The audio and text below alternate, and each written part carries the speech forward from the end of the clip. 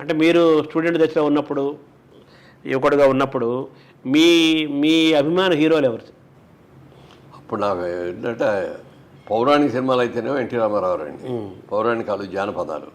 Social films అంటే అక్కడే నాగేశ్వరరావు. వాళ్ళ ఇన్ఫ్లుయెన్స్, ప్రభావం మీ పైన ఏమైనా ఉందా? నాగేశ్వరరావు గారి ఇన్ఫ్లుయెన్స్ నా మీద ఉందండి. ఉందంటే ఉందని నాకు తెలియదు. అదే ఆయన సినిమాలు అన్ని సినిమాలు చూసేవాడిని. సావిత్రి గారు ఆయన అంటే ఇక మరీ ఎక్కువ చూసేవాడిని. అది తెలియకుండా నా వల్ల కొంత ఇదైంది అనుకుంటా. కొన్ని సినిమాలు చేసిన తర్వాత ఎట్లాగే మీలాంటి జర్నలిస్ట్ వచ్చినప్పుడు ఏమంటే మీరు నాగేశ్వరరావుని ఇమిటేట్ చేస్తున్నారు, అలా ఇమిటేట్ చేస్తే ఇది ఉండదని, మీ ఒరిజినాలిటీ ఉండాలి అన్నాడు. ఇవి నేను చేయట్లేదండి అన్న. లేదు ఒకసారి మీరు పాటలు చూసుకోండి అన్నాడు. తర్వాత చూసుకుంటే నిజమే అనిపించింది నాకు. అప్పుడు దాకా ఇమిటేట్ చేస్తానని కూడా నాకు తెలియదు, ఇది కూడా లేదు, చేయాలని కూడా లేదు. కానీ ఆ ఇన్ఫ్లుయెన్స్ నా మీద ఉండటం మూలంగా నాగేశ్వరరావు గారి సినిమాలు ఆయన నటన నా హృదయంలో నాటుకోవటం మూలంగా కొంత చేశాననేది అప్పుడు తెలిసింది. ఇక అక్కడి నుంచి అది కాపాడుకొని, అది కాకుండా నా ఒరిజినల్ యాక్షన్ క్యారెక్టర్ అనేది చేయటం అంతే. డాక్టర్ అంటే డాక్టర్ లాగా బిహేవ్ చేయి, కాలేజ్ స్టూడెంట్ స్టూడెంట్ లాగా బిహేవ్ చేయి, ప్రేమికుడు అంటే ప్రేమికుడు లాగా బిహేవ్ చేయి. దాన్ని యాక్టింగ్ అనండి. అదే బిహేవ్ చేయటం, ఆ పాత్ర అంటే ఆ పాత్ర లక్షణాలు అంటే స్వభావం, డైరెక్టర్ చెప్పింది గుర్తుపెట్టుకోవడం చేయటం.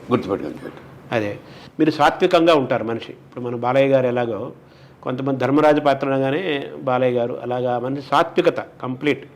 ఇంత సాత్వికత ఉన్న మీరు చూడగానే మీరు ఎప్పటికీ సాత్వికంగా ఉంటారు. ఇంత సాత్వికత ఉన్న మీరు ఫైట్స్ చేశారు, డ్యాన్సులు చేశారు.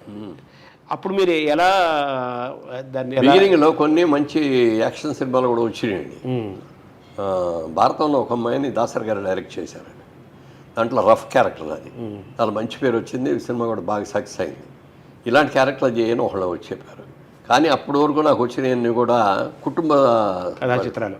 నేను అప్పుడు ఒకటే ఆలోచించుకున్నా, కృష్ణ గారిలాగా అంత మాస్ హీరోగా నేను చేయలేను. ఎన్టీ రామారావు గారికి, నాగేశ్వరరావు వాళ్ళకి ఒక ఇమేజ్ ఉంది, వాళ్ళు ఎప్పుడో ఎస్టాబ్లిష్ చేసుకున్నారు. అందుకని నా పర్సనాలిటీకి, నా ఇదికి నాగేశ్వరరావు గారు చేసిన సినిమాలు లాంటివి కానీ, శోభన్ బాబు గారు చేసిన సినిమాలు లాంటివి చేసి ఫ్యామిలీ ఓరియంటెడ్ సబ్జెక్ట్స్ చేసుకుంటే మనకు బాగా సూట్ అవుద్ది అని అనుకొని ఫ్యామిలీ ఓరియంటెడ్ సినిమాలు సెలెక్ట్ చేసుకొని అయ్యే చేశాను. నేను తీసిన సినిమాలు కూడా చూస్తే అన్ని సినిమాలు కూడా ఫ్యామిలీ ఓరియంటెడ్ సినిమాలు. అంటే మీ సినిమాలు ప్రధానంగా మీరు కుటుంబ కథా చిత్రాలుగానే తీసుకున్నాం. కథ హీరోగా ఉండే సినిమాలు, కథే హీరో అంటారు కదా దాసర్ గారు ఎప్పుడు కూడా. సో మీ ఇప్పుడు ఈ ఫైట్స్, డ్యాన్సులు చేసినప్పుడు మిమ్మల్ని మీరు ఎలా మలుచుకున్నారు సార్? అప్పుడు ఫైట్స్ చేశారు మీరు, చాలా ఫైట్స్ చేశారు. ఫైట్లు తేలికనే చేయగలిగాను కానీ సాంగ్స్ చేయడం మొదట్లో చూడండి కష్టమైందండి. రిహార్సల్ చేసేవాడిని. సాంగ్ చేసేటప్పుడు డాన్స్ మాస్టర్ గారి ముందుకు చెప్పి నాకు డాన్స్ రాదండి, మూమెంట్స్ ఏమైనా ఉంటే చెప్పండి, నేను వచ్చి రిహార్సల్ చేస్తానని చెప్పి ముందుగా వెళ్ళి వాళ్ళ దగ్గర 2 రోజులు రిహార్సల్ కూడా చేసి అట్లా చేసేవాడు. మీ ఫస్ట్ సినిమానే జగమే మాయ కదా? నిజంగానే జగమే మాయని మీరు తెలుసుకున్నారా, గుర్తించారా? అది మాయ అనేది అంటే అది నెగిటివ్ అని పాజిటివ్ రెండో ఉంటాయి, అందులో ఉంటాయి, రెండు ఉంటాయి, ప్రతి దాంట్లో ఉంటాయి. నెగిటివ్ పాజిటివ్ అనేది ఒక సినిమాల్లోనే కాదు, అన్ని చోట్ల ఉంటాయి. జగమే మాయ అన్నారు, జగమే మాయ అంతే. జగమే మాయ సినిమా జగమే మాయ లేదు కదా. అవును, జగమే లోకమే మాయ, లోకమే ఒక మాయ. అంటే అందులో మంచి మోసాలు ఉంటాయి, మంచివి ఉంటాయి, విలన్స్ ఉంటారు, స్వార్థపరులు ఉంటారు, శాగధనులు ఉంటారు, మనం ఊహించడం జరుగుతాయి. అందుకని అందులోంచి మనం ఏం మంచి తీసుకోవాలి అదే తీసుకున్నాం. తర్వాత సినిమా ఇండస్ట్రీకి వచ్చి సెటిల్ అవుతాం, మనం చేద్దాం అనుకున్నప్పుడు ఎవరిని మనం ఆదర్శంగా తీసుకోవాలి అనుకున్న దాంట్లో ఒక నాగేశ్వరరావు గారిని, ఒక ఎన్టీ రామారావు గారిని, అలా వాళ్ళు ఎంత క్రమశిక్షణగా ఉంటారు, ఎంత ఇదిగా చేస్తారనేది వాళ్ళు చూసి అనుకున్నా. అలాగే కొంతమందిని ఇలా మాత్రం మనం ఉండకూడదు అని కొంతమంది ఆర్టిస్టులు చూసి డూస్ దానికి వీళ్ళు, దీనికి వీళ్ళు, ఇలా ఉండకూడదు, ఇలా ఉండాలి, ఎలా ఉండాలో నేర్చుకున్నాను కొంతమంది దగ్గర. ఎలా ఉండకూడదో కూడా కొంతమంది మూలంగా నేర్చుకున్నాను. అదే వాళ్ళ జీవితం చూసి కొన్ని పాఠాలు, కొన్ని గుణపాఠాలు లాంటివి వాళ్ళ దగ్గర మనం. తర్వాత మీకు జగమేమాయలు మీరు చేశారు. తర్వాత తిరుపతి సినిమా మీకు ఎక్కువ గుర్తింపు ఇచ్చింది కదా, అది ఎందుకు అలా అంత గుర్తింపు? అంటే అది కూడా చిన్న వేషం అది, అందులో కూడా. అయితే అందులో ఒక ఇన్స్పెక్టర్ వేషం. ఈ రాజ్బాబు గారు, కమెడియన్ రాజ్బాబు గారు హీరో దాంట్లో. సో వెరీ ఇన్నోసెంట్ అనమాట. ఒక విలేజ్లో ఉండే ఒక ఇన్నోసెంట్ పర్సన్ తన చెల్లెలికి పెళ్లి చేయటం కోసమని డబ్బులన్నీ పుచ్చుకొని మూట కట్టుకొని సిటీకి వస్తాడు. సిటీకి వచ్చి బట్టలు, బంగారం అని కొనుక్కోవాలి.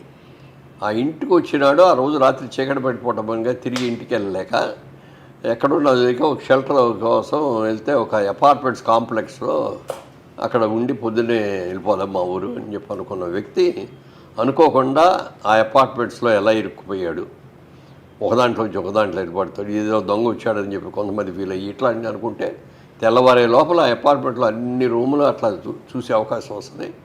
అందులో దొంగ నోట్లు ముద్రించేవాళ్ళు కనపడ్డారు, వ్యభిచారం చేసేవాళ్ళు కనపడ్డారు, పేకాట్లాడేవారు కనపడ్డారు, అన్ని రకాల వాళ్ళు కనపడ్డారు. వాటన్నిటిలో కష్టాలు ఉన్నప్పుడు నా క్యారెక్టర్ ఒక ఇన్స్పెక్టర్ క్యారెక్టర్ వద్దాం. ఆ ఇన్స్పెక్టర్గా ఇతన్ని చూసి ఇన్నోసెంట్ చూసి ఇతనికి హెల్ప్ చేస్తూ ఉంటాడు. చివరికి అతని చెల్లెలే జయసుధ, ఆ చెల్లెల్ని చేసుకునే క్యారెక్టర్ అనమాట. అంటే హీరోకి సపోర్ట్ చేసే ఒక పోలీస్ ఆఫీసర్ క్యారెక్టర్ అనేప్పటికీ పైగా దాసర్ గారి డైరెక్టరు, మంచి డైరెక్టరు. ఆయన ఒరిజినల్గా నటుడు కూడా కాబట్టి డైలాగ్ ఎలా చెప్పాలో ఎలా చేయాలో కూడా చేసి చూపించేవాళ్ళు, నటించి చూపించేవాళ్ళు. సో అవన్నీ అడ్వాంటేజ్. సో అది మీకు బాగా గుర్తింపు ఇచ్చింది కదా మీ పాత్రకి. సో మీకు సినిమాల్లో వెంటనే అవకాశాలకి రావడానికి ఏ సినిమా మీకు మెట్టుగా నిలిచింది సార్ మొట్టమొదటిలో? అంటే దాసర్ గారి సినిమాలు చాలా సినిమాలు చేశారండి. దాంట్లో భారతంలో ఒక అమ్మాయి అనే సినిమా చేసినప్పుడు అందులో మంచి రఫ్ క్యారెక్టర్, స్టూడెంట్ క్యారెక్టరు, ఆ స్టూడెంట్ నాయకుడు అనమాట. ఇక అందరూ అంతా చాలా నీతిగా ఉండే నాయకుడు, అన్యాయాన్ని ఇది చేయడు, న్యాయానికి నిలబడతాడు, అలాంటి క్యారెక్టర్. దానికోసం అవసరం తల్లిదండ్రులను వ్యతిరేకిస్తాడు, ఇంకన్నీ చేస్తాడు.